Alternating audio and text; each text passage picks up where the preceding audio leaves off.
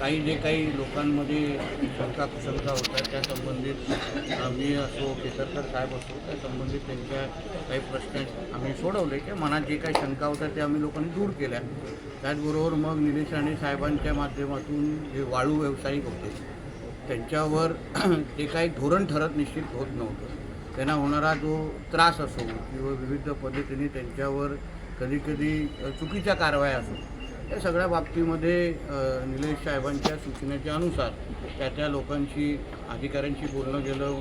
आमच्या जिल्हाधिकारी मॅडमनी सगळ्या विषयी समजून घेतले आणि शासनाचे धोरण आणि यापुढे शेवटी ते सगळे आमच्याच जिल्ह्याचे नागरिक आहेत आणि त्यांना व्यवसाय अजून सुरळीत करण्यात यावा म्हणून शासन म्हणून आम्ही सकारात्मक आहोत। आमदार साहेब त्या बाबतीमध्ये आग्रही आहेत आणि म्हणून त्या सगळ्या दृष्टिकोनातून आम्ही आज त्या बाबतीमध्ये मार्ग काढलेले आहेत। नंतर लाकूड व्यावसायिक आले त्यांचेही काही प्रश्न होते ते मग DMO असो किंवा सगळ्या बाबतीत त्यांच्याशी बसून त्याच्यातून पण काही मार्ग काढता येतील तेही आम्ही माहिती दिली।